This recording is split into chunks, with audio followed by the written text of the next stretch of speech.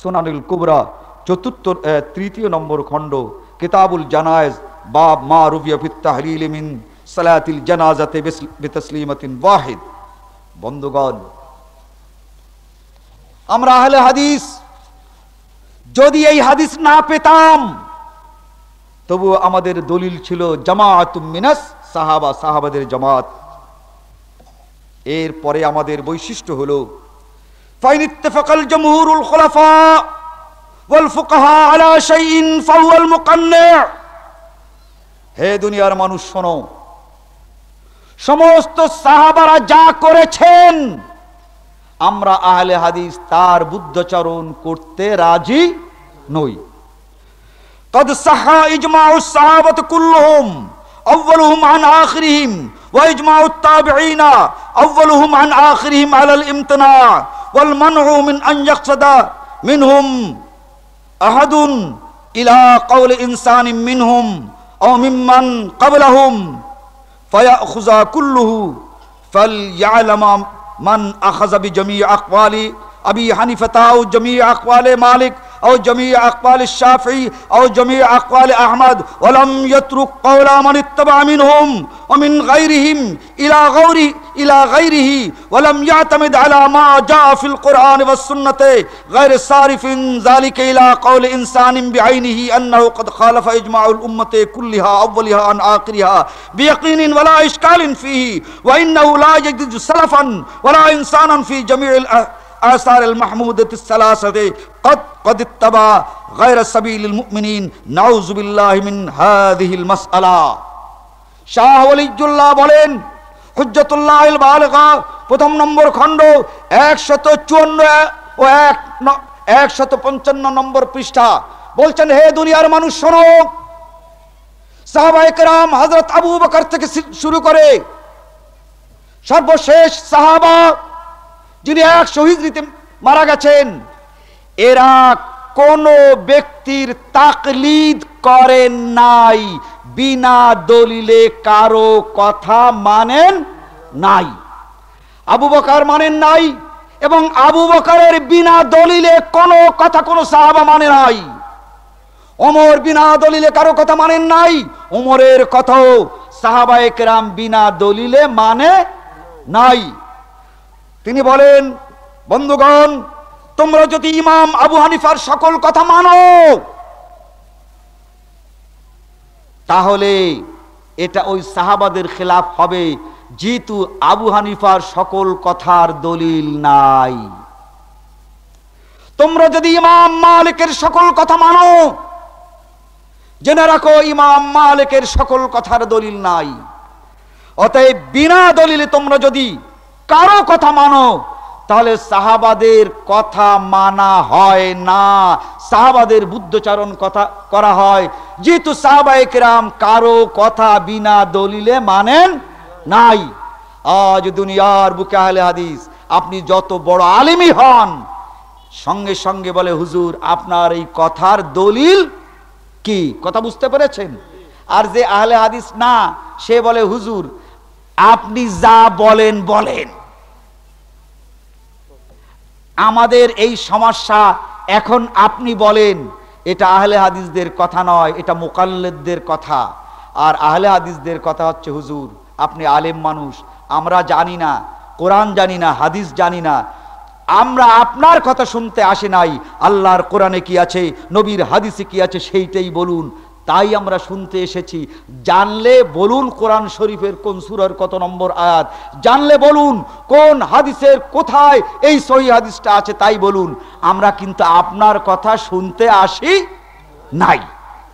আর যদি মুকাল্লিদ হয় তাহলে বলে হুজুর আমরা হানাফি, আহলে হাদিসদের কোনো ফতোয়া শুনাবেন না, এই হানাফি মসলার কিতাব থেকে বলেন আমাদের মযহাবে একসঙ্গে 3 তালাক দিলে আছে কি? বলে বাবা হিলা আছে, বলে হিলা থাক আর ঠেলা থাক, ওইটাই আলহামদুলিল্লাহ। এই হচ্ছে আহলে হাদিস আর আহলে হাদিসদের মধ্যে পার্থক্য, প্রভেদ। আহলে হাদিসরা সাহাবায়ে কেরাম সম্মিলিতভাবে কারো কোনোদিন তাকলিদ করেন নাই। অতএব আহলে হাদিসরা সাহাবাদের সকলকে অমান্য করে বিনা দলিল কাউকে মানতে চায় না। ওয়াইন ইখতালাফু সাহাবায়ে কেরাম দুইজনে যদি দুই রকমের হাদিস বর্ণনা করে তখন এই দারুন মুশকিল। আগে তো সাহাবা সাহাবা, এখন একই নবীর দুই রকমের হাদিস। নবী একজন আর হাদিস কি রকমের? দুইটা। এখন করি কি এই আহলে হাদিস? বন্ধুগণ, আমি তাড়াতাড়ি বক্তব্য শেষ করব, এরপরে তাশকিলের কথাবার্তা আছে। এই কথাগুলো আমাদের জানার দরকার আছে না নাই? কেন আমরা ওই তাবলীগ থেকে আলাদা করে তাবলীগ করতে চাই? আমরা কারা এবং তারা কারা, এই কথাগুলো আমাদের বুঝে নিতে হবে। বন্ধুগণ, আবু হুরায়রা হাদিস বর্ণনা করেন, আন আবি হুরায়রা قال سمعت رسول الله صلى الله عليه وسلم يقول توضؤوا مما مست النار رواه احمد مسلم نسائی نيل الاوطار عن عائشة رضي الله تعالى عنها عن النبي صلى الله عليه وسلم توضؤوا مما مست النار। হযরতে আবু হুরায়রা বলেন যে আল্লাহর নবী বলেছেন, কোন লোক উযু করার পর এই হাত যদি সরাসরি আগুনে স্পর্শ হয় তাহলে তার উযু থাকে না। মশলাটা বোঝেন, ওই বাতি ধরলে হবে না। আগুন কি ভিতরে না বাইরে?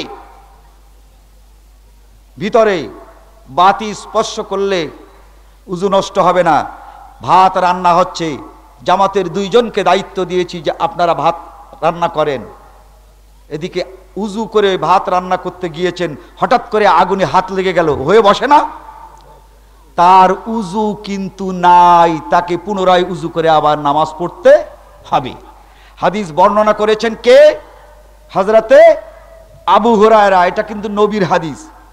আন জাবির ইবনে আব্দুল্লাহ قال كان آخر أمرين من رسول الله صلى الله عليه وسلم ترك الوضوء مما مست النار আবু দাউদ।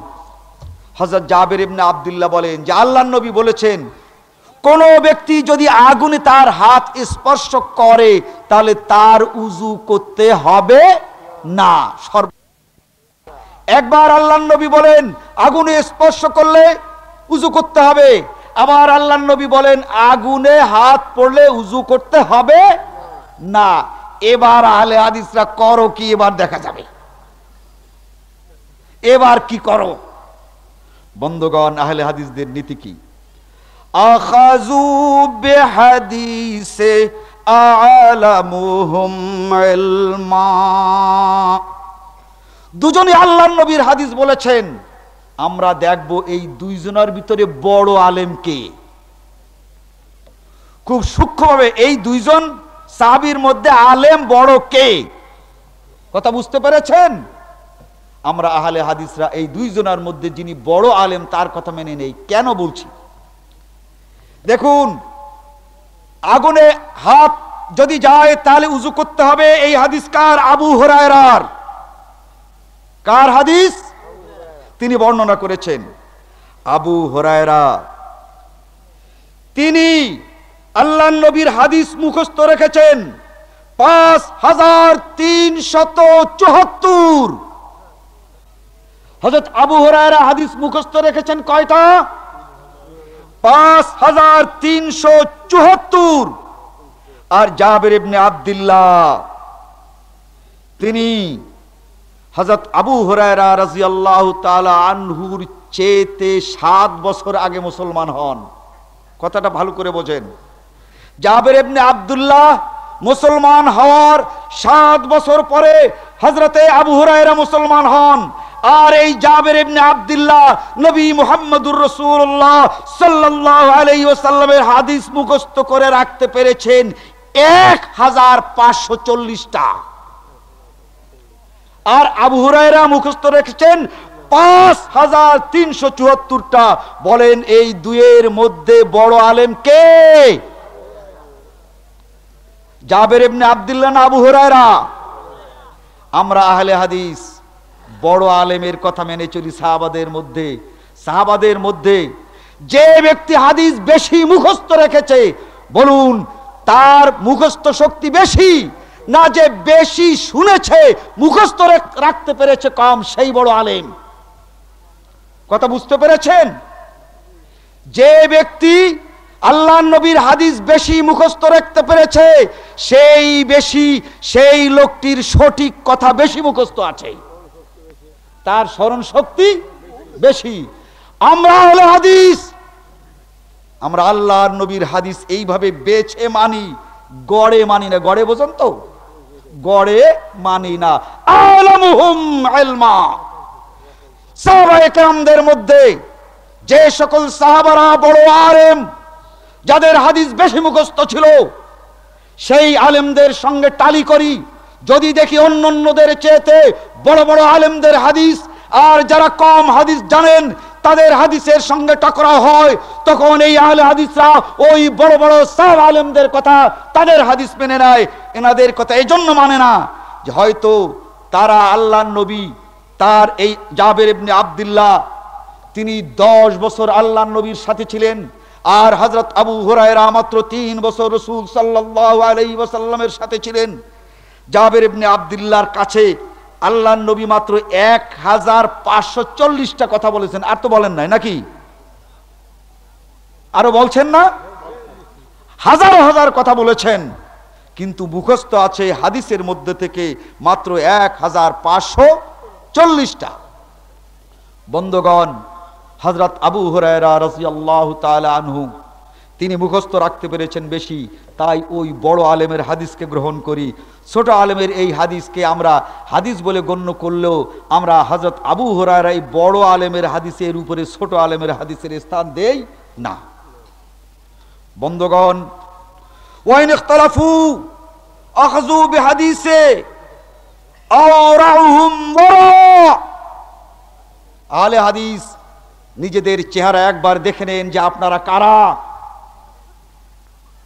2 জন সাহাবা হাদিস 2 রকমের বর্ণনা করেছে। এবারও আমরা কাকে মেনে নেব, এখানেও সমস্যা আছে। আনিল হাকাম আন আমর ইবনে আল-আস লিমাওলা ইস্তাযিনা আলা আসমা বিনতে উমাইশিন ফাযানা লাহু হাত্তা ফারাগা মিন হাজাতিহি, মুসনাদে ইমাম আহমদ। فلما سأل عمر عن ذلك فقال إن رسول الله صلى الله عليه وسلم نهانا أن ندخل على النساء بغير إذن أزواجهن, মুসনাদে ইমাম আহমদ 5 নম্বর খণ্ড 230 নম্বর পৃষ্ঠা 17349 নম্বর হাদিস। হাদিসটা শোনেন। হযরত আমর ইবনে আল-আস, যিনি হযরত আলীর বিরুদ্ধে যুদ্ধ করেছিলেন জঙ্গে সিফফিনে, যখন সিফফিনে হযরত আলী রাদিয়াল্লাহু তাআলা আনহু তার বিজয় হচ্ছে দেখতে পান মুয়াবিয়ার বিরুদ্ধে, তিনি একটি কৌশল করলেন। কৌশলটা হচ্ছে কোরআন মজিদকে একটি সড়কির উপরে দাঁড় করিয়ে বললেন, আমরা আলীকেও মানি না, মুয়াবিয়াকেও মানি না, আমরা কোরআন মানি। ভাই সব কারা কোরআন মানেন? যারা কোরআন মানেন তারা যুদ্ধ বন্ধ করে দেন। কথা বুঝতেন? কি কৌশল! এই কৌশল করে তিনি সেই দিন আলী রাদিয়াল্লাহু তাআলা আনহুকে পরাজিত করেছিলেন। আলীকে পরাজিত করেন তিনি এই কৌশল করে। এই কৌশলী লোক তিনি হাদিস বলেন। হাদিসটি হচ্ছে এই, তার একজন গোলাম, সেই গোলামকে বলেন, তোমার স্ত্রীর সঙ্গে আমার একটু কথা আছে, তোমার স্ত্রীকে আমার কাছে একটু পাঠিয়ে দাও। ওই স্ত্রীকে হযরত আমর ইবনে আল-আসের কাছে পাঠিয়ে দিলেন। স্ত্রীর সঙ্গে কথাবার্তা বলার পর স্ত্রী চলে যাওয়ার সময় ওই তাবেঈ জিজ্ঞাসা করেন, হাকাম হুজুর, আমার স্ত্রীকে ডাকলেন, আমি পাঠালাম, আপনি কথাবার্তা বললেন, তারপরে তাকে যেতে দিলেন, এইটা কি জায়েজ আছে?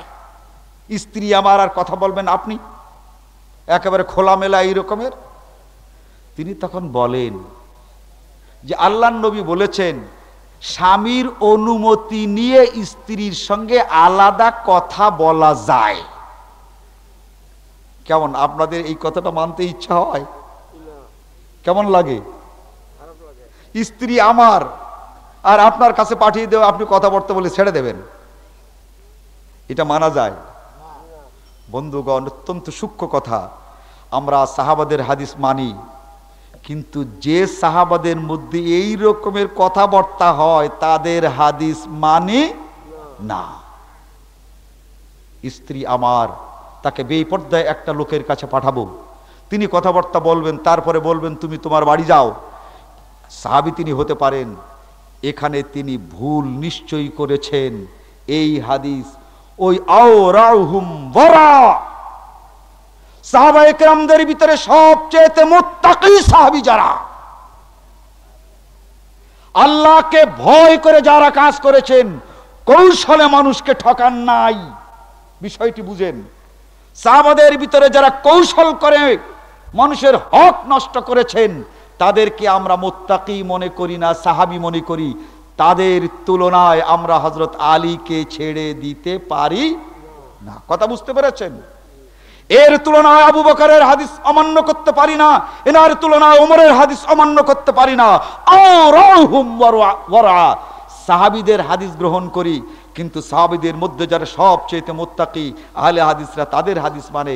সাহাবীদের মধ্যে সকলকে এক পাল্লায় মেপে সকলের হাদিস গ্রহণ করে না।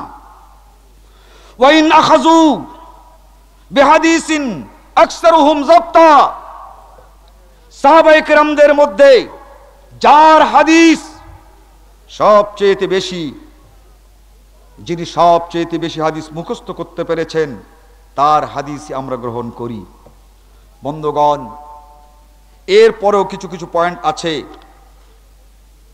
অতএব আমাদের জেনে নিতে হবে যে আমরা আহলে হাদিস আল্লাহর নবীকে কেমন করে মানি, কিভাবে ছালনি করে ছেকে, এরপরে কেবলমাত্র বিশুদ্ধ কথা এবং এই নীতি অনুযায়ী আমরা আল্লাহর নবী মুহাম্মদুর রাসূলুল্লাহ সাল্লাল্লাহু আলাইহি ওয়াসাল্লামকে অনুসরণ করি। বন্ধুগণ, আরেকটি বিষয় বলেই আমার বক্তব্য শেষ করছি। আন আনাস ইন্নান নবিয়্য সাল্লাল্লাহু আলাইহি ওয়াসাল্লাম ওয়া আবু বকর ওয়া উমর কানু ইফতাতিহুনা আস-সালাতা বিলহামদুলিল্লাহি রাব্বিল আলামিন, মুত্তাফাকুন আলাইহি। আমরা হাদিস মানি, কিন্তু হাদিস মানতে গিয়ে একটু চিন্তা করে মানি। বিষয়টি খুব কঠিন, তবু আমাদের বোঝা দরকার, বোধ হয় নাকি? এখন কি চিন্তা করে কেমন করে মানি বুঝুন। হযরত আনাস রাদিয়াল্লাহু তাআলা আনহু বলেন, আবু বকর, ওমর তারা যখন নামাজ শুরু করতেন তখন আলহামদুলিল্লাহি রাব্বিল আলামিন বলে নামাজ শুরু করতেন। তাই কোন ব্যক্তি যদি সূরা ফাতিহা নামাজের মধ্যে পড়ে তো বিসমিল্লাহ বাদ দিয়া আলহামদুলিল্লাহি রাব্বিল আলামিন থেকেই শুরু করবে। অনেকে কিন্তু এই হাদিসটা দলিল দেয়, বিসমিল্লাহ না পড়ার দলিল দেয় না? আচ্ছা, আমরা আহলে হাদিস, আল্লাহ রাব্বুল আলামিন আমাদের একটি বৈশিষ্ট্য, তথা আল্লাহ এবং আল্লাহর রাসূলকে যারা মানে তাদের একটি বৈশিষ্ট্য সূরা আল ফুরকানের ভিতরে বলেন, ওয়া ইযা যুক্কিরু বিআয়াতি রাব্বিহিম লাম ইয়াখিরু আলাইহা সুম্মান ওয়া উময়ানা। আহলে হাদিসের এমন শক্ত, কোরআন এবং হাদিস যারা মানে তারা এমন শক্ত, কোরআনের আয়াত আর হাদিস পেশ করলেও চিন্তা বিবেচনা না করে কোনো হাদিস মানে না। এবার আসেন আমরা কিভাবে চিন্তা বিবেচনা করি।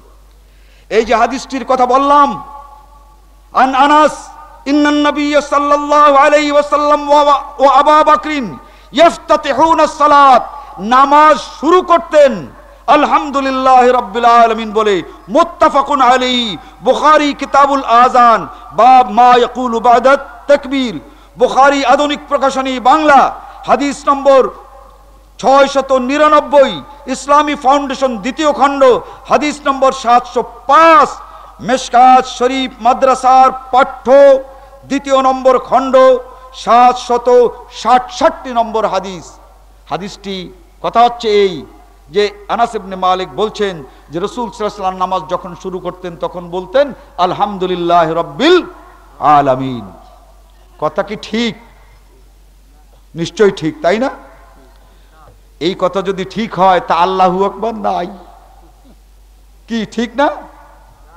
আল্লাহর নবী নামাজ শুরু করতেন আলহামদুলিল্লাহ দিয়ে যদি হয় তা আল্লাহু আকবার আছে না নাই? কই? কানু ইফতাতিহুনা সালাতা বিলহামদুলিল্লাহি রাব্বিল আলামিন, আলহামদুলিল্লাহ দিয়েই তো শুরু করতেন, আল্লাহু আকবার কই? যাক, ভালো কথা, আল্লাহু আকবার বলেছেন, বলালাম, হয় আল্লাহু আকবার, ঠিক আছে। এরপরে যদি আলহামদুলিল্লাহ রাব্বিল আলামিন হয় তাহলে বায়েত বাইনি কই? এরপরে বায়েত বাইনি আছে না?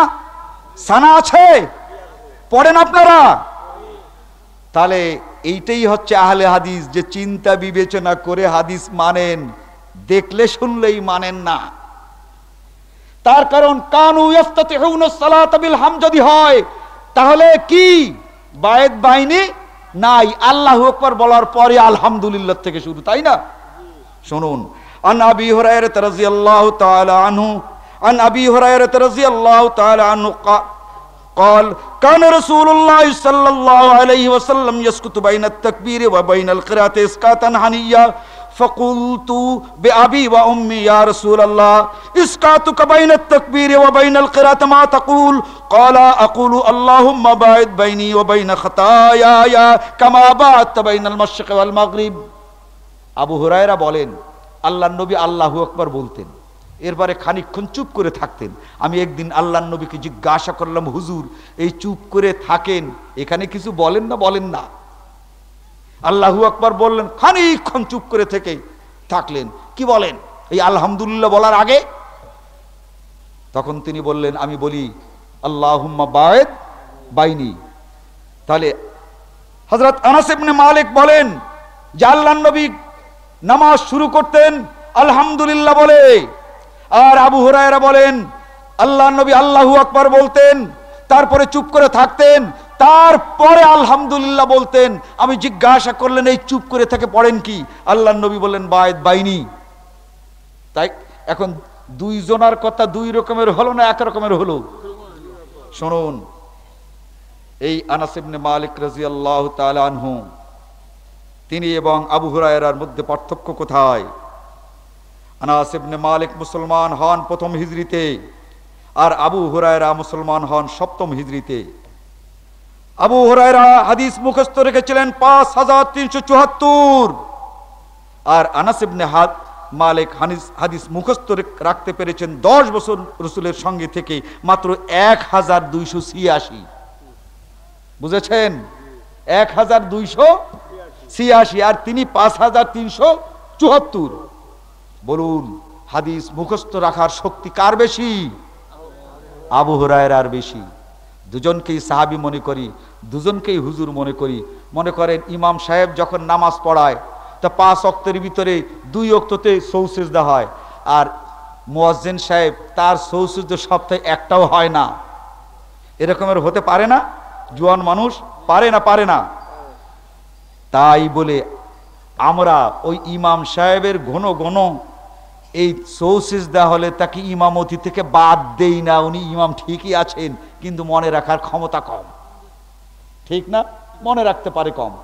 যা হোক, যেটা আমি বুঝাতে চেয়েছি শেষ পয়েন্টে, আহলে হাদিস তাদের সামনে হাদিস আসলে পরে যোগ বিয়োগ হাদিসের সঙ্গে করে যে আল্লাহর নবী আর কি বলেছেন, যিনি হাদিস বললেন তিনি, আর এই হাদিস এর মধ্যে কোনো পার্থক্য আছে কিনা। বন্ধুগণ, যে দুটো হাদিসের ব্যতিক্রম আমি আপনাদেরকে দেখালাম, এই দুটোই কিন্তু বুখারী আর মুসলিমের হাদিস। আর আগেরটা বুখারী এবং ইফতাতিহুনা সালাতা বিল হাম, আলহামদুলিল্লাহ বলে নামাজ শুরু করতেন, ওটাও বুখারী মুসলিমের হাদিস। আর বায়েত বাইনি পড়ার পর আলহামদুলিল্লাহ বলতেন, এটাও কার হাদিস? আবু হুরায়রার হাদিস। সেই আবু হুরায়রা বলেছেন যে আল্লাহর নবী ওই আল্লাহু আকবার বলার পর, বায়েত বাইনি বলার পর, তারপরে তিনি যখন সূরা ফাতিহা শুরু করতেন, পয়লা বিসমিল্লাহ পড়তেন, তারপরে সূরা ফাতিহা শুরু করতেন। বন্ধুগণ, আহলে হাদিসরা হাদিসের কিতাব থেকে হাদিস মান্য করার ক্ষেত্রে এই সাবধানতা আর এই দৃষ্টিভঙ্গি দিয়েই আহলে হাদিসরা হাদিস মানে। সেই দলই হচ্ছে আমরা। আমাদের হাদিস মানার ক্ষেত্রে গড়ে পড়তায় নেই, চিন্তা বিবেচনা করে হাদিস মানতে হবে। আমি আপনাদের কাছে এই যে বক্তব্যগুলো রাখলাম, এরপরে খুব ইন্টারেস্টিং কিছু প্রশ্ন আছে, উত্তর দিব। বন্ধুগণ, আমাদের দেশে প্রবল মুফতি মুহাদ্দিসরা তারা বলেন যে এই সাহাবাদের কথা মানতে হবে, আর সাহাবাদ কান নুজুম, এই যদি বিরাট ওয়াজ করছে আমাদের দেশে, সাহাবাদের কথা মানতে হবে, এই সম্বন্ধে একটু বলেন। আচ্ছা দেখুন ভাই, উনি আর কেউ আবার উঠে প্রশ্ন করতে আসবেন না। উনি যে প্রশ্ন করবেন জানলে ওনাকে বসাই দিতাম, জানি নাই বলে আলিমুল গায়েব তো না আমি। উনি একটা প্রশ্ন করেছেন, আমাদের দেশের হুজুররা একটা হাদিস বলে, হাদিসটি হচ্ছে এই, আসহাবি কান্নুজুম, সাহাবায়ে কেরাম আকাশের নক্ষত্রের মতো। আসহাবি কান নুজুম বিআইহিম ইক্তেদাইতুম ইহতেদাইতুম, এই সাহাবাদের মধ্যে যাকে মানবা তোমরা হেদায়েতের পথ পাবা। বুঝতে পেরেছেন? তাহলে জাবের ইবনে আব্দুল্লাহ যা বলেছেন তাও ঠিক, আনাস ইবনে মালিক যা বলেছেন তা ঠিক, আবু হুরায়রা যা বলেছেন তা ঠিক, সব খালি ঠিক, বেঠিক আর কিছু নাই। তার কারণ সাহাবারা বলেছে। বন্ধুগণ, এই হাদিসটি আল্লাহর নবী জিন্দিগিতে কোনো দিন বলেন নাই। আসহাবি কান্নুজুম বিআইহিম ইক্তেদাইতুম ইহতেদাইতুম, এই কথাটি আল্লাহর নবী কোনোদিন বলেন নাই। এই কথাটি আল্লাহর নবীর নামে জাল এবং তৈরি করা হয়েছে। এই হাদিসটি মওযু, আল্লাহর নবীর নামে বানানো হয়েছে। এই হাদিসটি যে তৈরি করেছে তার নাম হচ্ছে আব্দুর রহমান ইবনে জাইদুল ওমা। যারা আলেম আছেন তারা লিখে দেন, আব্দুর রহমান ইবনে জাইদুল ওমা এই হাদিসটি তৈরি করেছে। এই মৃত্যু, শত শত হাদিস তৈরি করেছে এই আব্দুর রহমান ইবনে জাইদুল ওমা। আমি বলবো যারা আলেম তারা তাহজিবুত তাহজিব, যারা আলেম তারা মিজানুল ইতিদাল, যারা আলেম তারা আল জারহ ওয়াত তা'দিল, কমপক্ষে এই বইগুলো পড়েন। এই আব্দুর রহমান ইবনে জাইদুল ওমা এই লোক সম্পর্কে স্পষ্ট হয়ে যাবে।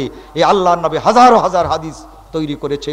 এই লোকের নাম আব্দুর রহমান ইবনে জাইদুল ওমা, আর এই লোকটাই আসহাবি কান্নুজুম বিআইহিম ইক্তাদাইতুম ইহতাদাইতুম এই হাদিসটি তৈরি করেছে। বন্ধুগণ, আমার বক্তব্য এখানে শেষ করছি। কিছু প্রশ্ন আছে, তাড়াতাড়ি আমি উত্তর দিচ্ছি, এবং এরপরেই কিন্তু কারি সাহেব আসবেন আপনাদের সামনে তাশকিলের জন্য। সেই সময় কিন্তু আপনারা উঠাউঠি করবেন না। নবী করিম সাল্লাল্লাহু আলাইহি ওয়াসাল্লাম নূরের তৈরি কিনা মাটির তৈরি, হুজুরের কাছে জানতে চাই। আপনারা আগামীকাল সূরা কাহফ তার শেষের দিকে পড়বেন। আল্লাহর নবীকে তার পরিচয় দিয়েছেন আল্লাহ নিজে। কুল, হে নবী তুমি বলো, ইন্নামা আনা বাশারুম মিসলুকুম, আমি তোমাদের মতো মানুষ। তা আমাদের মতো মানুষ এগুলো মাটির তৈরি না নূরের তৈরি? এরপরে এর একটা হাদিস বলে আউয়ালু মা খালাকাল্লাহু মিন নূরি, এটাও একটি জাল হাদিস।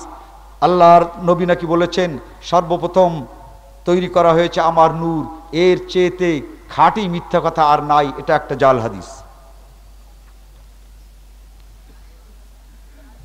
আকামতের শেষে আল্লাহু আকবার কতবার বলতে হবে?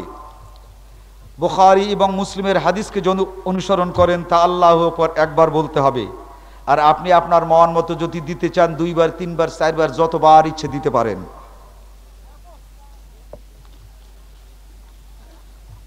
পিতা থাকা কালে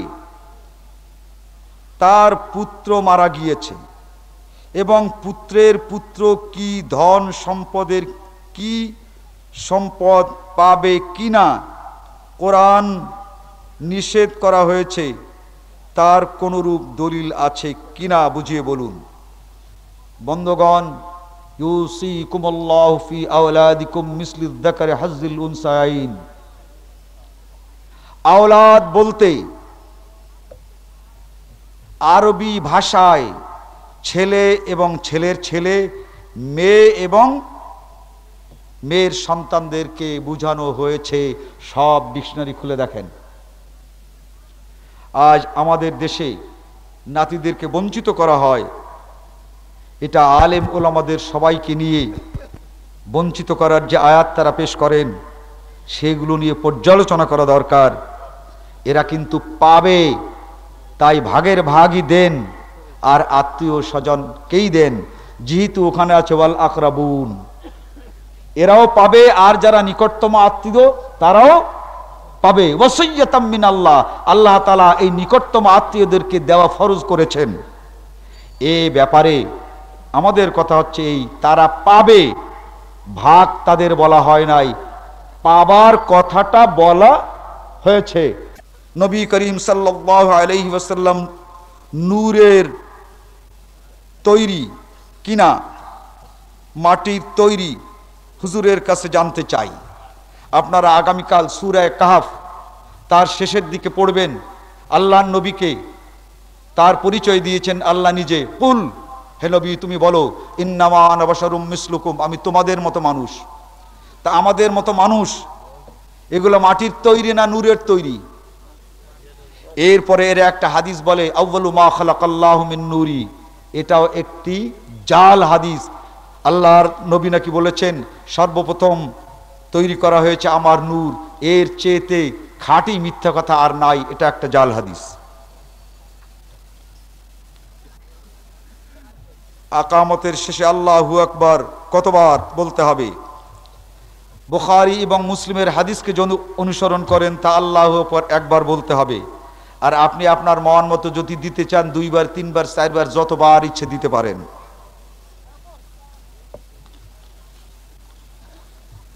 পিতা থাকা কালে তার পুত্র মারা গিয়েছে এবং পুত্রের পুত্র কি ধন সম্পদের কি সম্পদ পাবে কিনা কোরআন নিষেধ করা হয়েছে, তার কোনরূপ দলিল আছে কিনা বুঝিয়ে বলুন। বন্ধুগণ, ইউসিকুমুল্লাহু ফি আওলাদিকুম মিসলিয যাকারি হাজ্জিল উনসায়াইন। আওলাদ বলতে আরবি ভাষায় ছেলে এবং ছেলের ছেলে, মেয়ে এবং মেয়ের সন্তানদেরকে বোঝানো হয়েছে সব ডিকশনারি খুলে দেখেন। আজ আমাদের দেশে নাতিদেরকে বঞ্চিত করা হয়, এটা আলেম ওলামাদের সবাইকে নিয়ে বঞ্চিত করার যে আয়াত তারা পেশ করেন সেগুলো নিয়ে পর্যালোচনা করা দরকার। এরা কিন্তু পাবে, তাই ভাগের ভাগই দেন, আর আত্মীয় স্বজনকেই দেন, যেহেতু ওখানে আছে ওয়াল আকরাবুন, এরাও পাবে, আর যারা নিকটতম আত্মীয় তারাও পাবে। ওয়াসিয়্যাতাম মিনাল্লাহ, আল্লাহ তাআলা এই নিকটতম আত্মীয়দেরকে দেওয়া ফরজ করেছেন। এ ব্যাপারে আমাদের কথা হচ্ছে এই, তারা পাবে, ভাগ তাদের বলা হয় নাই, পাবার কথাটা বলা হয়েছে। অতএব আপনাকে আমাকে কিছু না কিছু তাদেরকে দিতে হবে, সে আপনার ইচ্ছা মতো আপনি দিতে পারেন।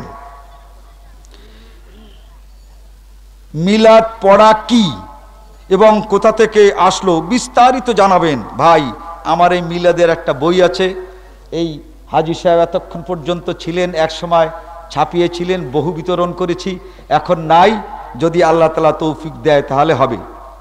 এই মিলাদ যিনি আবিষ্কার করেন, মিলাদ আবিষ্কার হয় 645 হিজরিতে। কত হিজরিতে? 645 হিজরিতে। যে আবিষ্কার করে তার নাম মুজাফফর ইবনে জাইনুদ্দিন। আমি পেয়েছি কোন কিতাবে? আল খুলাসা, ইমাম মুসলিমের লিখিত। সেখানে তার যে শারাহ এবং আরেকটি কিতাব ইমাম ইবনে খাল্লিকানের লেখা, তার ইতিহাসে পেয়েছি যে মিলাদ আবিষ্কার হয়েছে 645 হিজরিতে, আর যিনি আবিষ্কার করেছেন তার নাম মুজাফফর ইবনে জাইনুদ্দিন। এটা নবী মুহাম্মদুর রাসূলুল্লাহ সাল্লাল্লাহু আলাইহি ওয়াসাল্লামের 635 বছর পর আবিষ্কার হয়েছে। এটা কোনো নেক কাজও নয় আর ইবাদতও নয়। ফরজ নামাজের পর হাত তুলে মোনাজাত আছে কিনা, আর না থাকলে কোথা থেকে মোনাজাত আসলো, তার ফরজ নামাজের পর ইমাম মুক্তাদি একসাথে হাত তুলে মোনাজাত করা যায় কিনা। বন্ধুগণ, নবী মুহাম্মদুর রাসূলুল্লাহ সাল্লাল্লাহু আলাইহি ওয়াসাল্লামের হাদিস হলো এই, লা ইয়ারফা ইয়াদাইহি ফি শাইইন মিন দুআইহি ইল্লা ফিল ইসতিসকা। নামাজ শেষ করে হাত তোলা যায় যে নামাজে, সেই নামাজ একমাত্র ইস্তেসকা।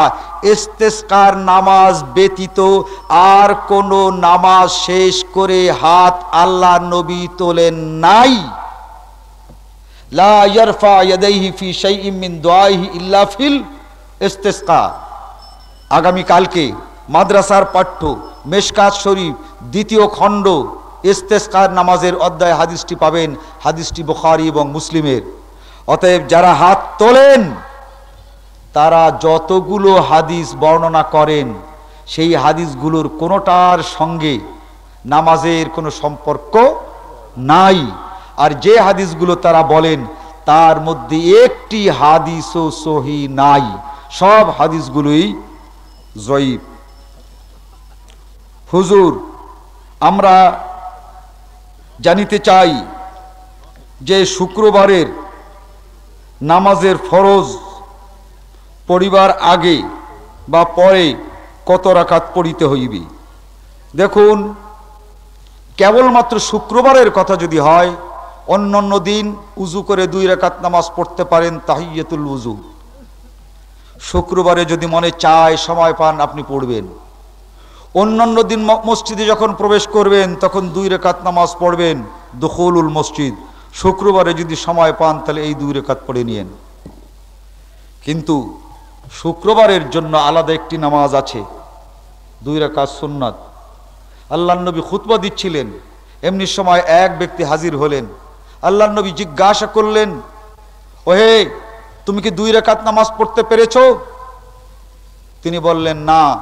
তিনি বললেন, কুম সাল্লে রাকাতাইনে খফিফাতাইন, দাঁড়াও, 2 রাকাত নামাজ পড়ে নাও।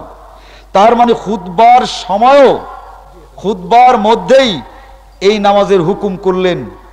এটা তাহিয়াতুল উজুও নয়, দুখুলুল মসজিদও নয়, এটিই হচ্ছে জুমার জন্য বিশেষ সুন্নত, যে সুন্নত পড়তে হয় খুতবা হতে থাকলে। ও এটা হচ্ছে সুন্নত। এর পরে খুতবার পরে 2 রাকাত নামাজ এক সালামে পড়বেন। এটা সহিহাইন মুত্তাফাক আলাইহি। সুনানের হাদিসে আছে আর 2 রাকাত নামাজ পড়তে পারেন, তাও কিন্তু 2 রাকাত করে, একসঙ্গে 4 রাকাত নয়। একসঙ্গে 4 রাকাতের যে হাদিস আছে তিরমিজিতে, সেই হাদিসটি হাসান দরজার ফেলা যায় অনেক কষ্ট করে।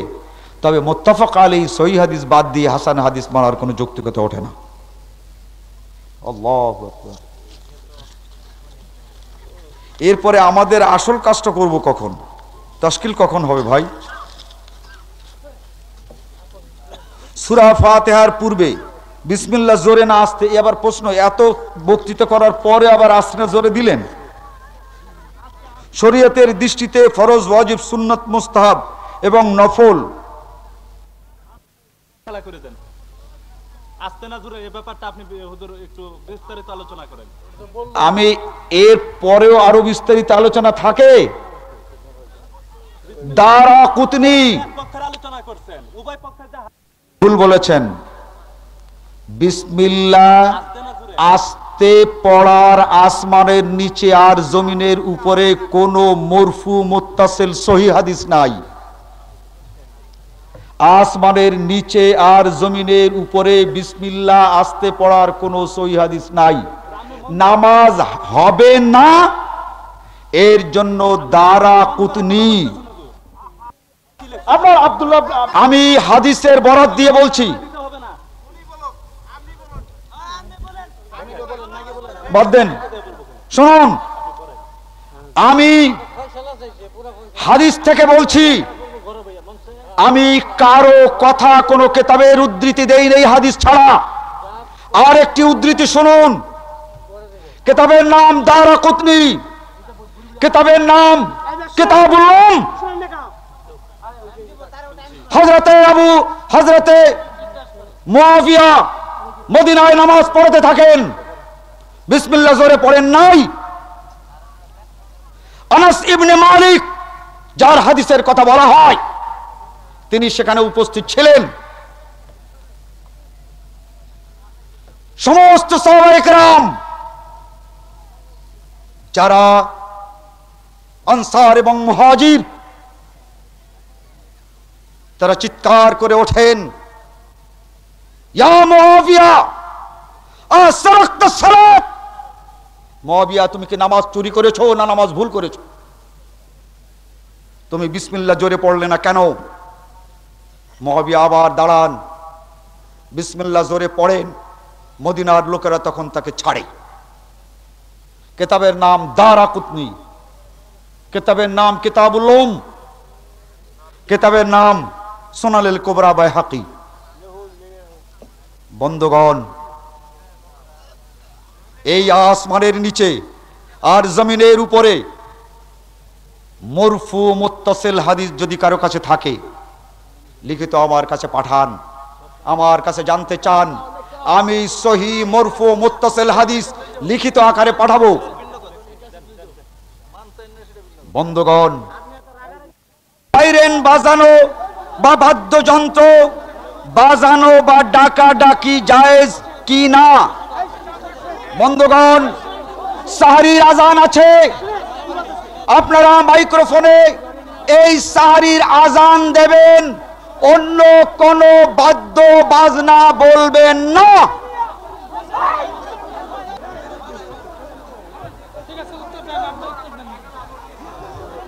একটা অত্যন্ত জরুরি প্রশ্ন ছিল। কথাটা হচ্ছে এই, সাহরির সময় মাইকে বাদ্য বাজনা বা ডাকা ডাকি করা যায় কিনা? আল্লাহর নবী মুহাম্মদুর রাসূলুল্লাহ সাল্লাল্লাহু আলাইহি ওয়াসাল্লাম সাহরির আজান দেওয়াছেন। আমরা ফজরের আজান যেমন মাইকে দিতে পারি, তেমনি করে এই সাহরির আজান মাইক্রোফোনে দিতে পারি, অন্য কোনো বাজনা বাজাবেন না। কোরআনের অনুবাদে পেয়েছি, যাহা পবিত্র তাহা ভক্ষণ করো, এবং পরিপ্রেক্ষিতে প্রশ্ন হচ্ছে তামাক জর্দা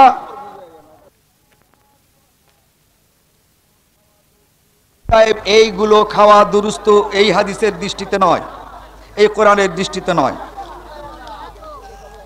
একটি ছেলে তার 2টি সন্তান স্ত্রী রাখিয়া বিদেশে চলে যান। 2.5 বছর পর সেই স্ত্রী তাকে চিঠির মাধ্যমে জানান যে আমি তোমাকে 6 মাসের জন্য তালাক দিলাম। তালাকের পর সে মহিলাটি অন্য ছেলের সাথে বিবাহ হয়। পক্ষান্তরে 6 মাস পরে তার আসল স্বামী বিদেশ থেকে ফিরে আসেন। এখন দ্বিতীয় স্বামীকে তালাক দিয়ে প্রথম স্বামীর ঘরে আসিয়াছে। ইসলামী শরিয়াতে ইহা জায়েজ কিনা? ভাই, একেবারে নাজায়েজ, হারাম। আত-তালাকু লির-রিজাল ওয়াল ইদ্দাতু লিন-নিসা। কোন মহিলা কোন পুরুষকে তালাক দিতে পারে না। অতএব সে যে তালাক দিয়েছে এটা একটা হারাম হয়েছে।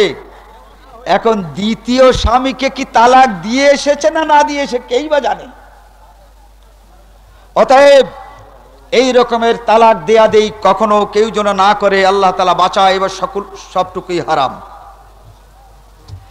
আমি হানাফি এলাকায় বসবাস করি। ওই এলাকায় আমাকে ছাড়া আহলে হাদিসদের কোনো লোক নাই। শুক্রবার দিন জামাতের নামাজ হানাফিদের সাথে পড়িতে হয়। সুতরাং ইমাম সাহেবকে পুরাপুরি অনুসরণ করিয়া আহলে হাদিসের নিয়মে নামাজ পড়ি। এই মতো অবস্থায় আমার নামাজ হয় কিনা? বন্ধুগণ, যখনই নামাজ পড়বেন ইমাম সাহেবকে অনুসরণ করবেন। ইমাম যা যা করে তাই তাই করতে হয়। ইন্নামা জুইলাল ইমামু লিয়ুতাম্মা বিহি। আহলে হাদিস হয়ে যদি আপনি কোনো হানাফি ভাইয়ের পেছনে নামাজ পড়েন, তাহলে তিনি বলেন আস্তে আমিন, আপনি বলেন জোরে, তা আপনি ইমাম না উনি ইমাম? ইমাম সাহেব রফুল ইয়াদাইন করেন না, আপনি করেন। হয় ইমামকে মেনে পুরোপুরি হানাফি হয়ে যান, আর নতুবা আপনি আহলে হাদিস হিসেবে একা একা নামাজ পড়েন। তার কারণ নামাজে গরমিল, ইমাম সাহেবকে নামাজে মানতে হয়। মানবেন না আবার নামাজ দাঁড়াবেন, এই রকমের হরেক রকমের নামাজের কোনো অবকাশ ইসলামে নাই। হয় ইমামকে মানবেন আর নতুবা নামাজ ছাড়বেন। আহলে হাদিসের কোন লোক যদি হানাফিদের সাথে তবলিগি জামাত করে, তবে তার তবলিগ হবে কি? হানাফিদের সঙ্গে আহলে হাদিসদের কোন লোক যদি হানাফিদের সঙ্গে তবলিগ জামাত করে, তবে তার তবলিগ হবে কি? বন্ধুগণ, একজন হানাফি মাসলার তবলিগ করতে যাবেন, আর একজন আহলে হাদিস মাসলার তবলিগ করতে যাবেন, আহলে হাদিসের হাদিস প্রচার করতে যাবেন। এখন দুইজনে এক হবেন কি করে আমার তো বিশ্বাস হয় না। অতএব হয় আহলে হাদিসদের সঙ্গে ওই হানাফি ভাইয়ের গন্ডগোল বেঁধেই থাকবে, আর নতুবা আহলে হাদিস ভাইয়ের সঙ্গে হানাফিদের গন্ডগোল বেঁধে থাকবে। তবলিগের পরিবর্তে গন্ডগোলই চলতে থাকবে, গন্ডগোলেরই তবলিগ হবে। অতএব স্পষ্ট কথা হচ্ছে এই, হাদিসের তবলিগ করতে হবে। যে হানাফি ভাই তবলিগ করতে আহলে হাদিসদের সঙ্গে যাবেন, তাকে হাদিস বুঝান এবং হাদিস বুঝিয়ে তাকে তার এই হাদিসমুখী করুন। এটাই হচ্ছে তবলিগের প্রধান কথা, আসল বৈশিষ্ট্য। বন্ধুগণ, এই যে প্রশ্ন আছে, এগুলো যদি উত্তর দেওয়া যায় রাত প্রায় 2টো বেজে যাবে। আমি আপনাদের কাছে অনুরোধ করছি, আগামীকালকেও হয়তোবা সময় পাবো, প্রশ্নের উত্তর কিছুটা দেওয়া যাবে। এখন আমাদের তাশকিলের কাজ কারি সাহেব করবেন। এ ব্যাপারে আপনারা কারি সাহেবের বয়ান শুনুন। বন্ধুগণ, আল্লাহ কি নিরাকার ও সর্বত্র বিরাজমান, এই একটা বই আমার লেখা। আমাদের দেশের লোকেরা জানে যে আল্লাহ তাআলা সর্বত্র বিরাজমান, এই কথাটা কিন্তু মিথ্যা। আল্লাহ সম্পর্কে সঠিক আকীদা যদি জানতে হয়, তাহলে এই বইটা আপনাদের কিনতে হবে। আজকে খুলনা থেকে আনানো হয়েছে, এই বইটি আপনারা পাবেন, এই বইটা নেবেন। ইলিয়াসে তাবলীগ বনাম রসুলের তবলিগ বইটাও আমরা কয়েক কপি আজকে এসে পৌঁছিয়েছে, কালকে পর্যন্ত আসে নাই, নেবেন। আর প্রত্যেকটি মার্কাজের আমিরদেরকে অনুরোধ করব, আহলে হাদিস ও আহলে হাদিসদের মধ্যে পার্থক্যের আজকের যে বক্তব্যটা, এটা যেন প্রত্যেকটি মারে এই ক্যাসেট আপনারা নেন এবং এটাকে বারবার বাজিয়ে শুনুন, আমাদের চেহারা কি, আমরা কারা এবং আমরা করি কি। এছাড়াও বক্তব্য এবং 50টি খুতবার ক্যাসেট আপনাদের জন্য নিয়ে আসা হয়েছে। যারা এখানকার বক্তব্যগুলো নিতে চান, তারা টেপ করেছে, তাদের কাছ থেকে নেবেন। এবং খুতবা যারা জানতে চান কেমন করে খুতবা কি দিতে হয়, এই খুতবার ক্যাসেট আপনারা নেবেন, নিয়ে খুতবা শিখতে হবে, খুতবা দিতে হবে। আমি আশা করব যে আজকার এই ক্যাসেটটি প্রত্যেকটি শিক্ষিত আহলে হাদিস আপনারা নিন, এরপরে নিয়ে দেখুন, যদি এর মধ্যে কোনো ভুল পান লিখিত আকারে আমাকে পাঠাবেন। চেঁচিয়ে কোনো লাভ হবে না, বিনা দলিলে আমি আব্দুর রউফ কোনো কথা কোনো দিন বলি না। যদি ওখানে কোনো কথা বিনা দলিলে থেকে থাকে আমার কাছে লিখে পাঠান, ইনশাআল্লাহুর রহমান লিখিত আকারে দলিলের মাধ্যমে আমি পাঠিয়ে দেবো ইনশাআল্লাহ। আমি আমার বক্তব্য এখানে শেষ করছি, এরপরে কারি সাহেব তশকিল করবেন। আপনারা ধৈর্য ধরে বসুন এবং তাবলিগের আসল উদ্দেশ্য এ সম্পর্কে আমাদের বের হতে হবে, মানুষের কাছে যেতে হবে, তাবলিগি কাজ করতে হবে, পৌঁছাতে হবে, এই ব্যাপারে এখনই কথা হবে। আসসালামু আলাইকুম ওয়া রাহমাতুল্লাহি ওয়া বারাকাতুহু।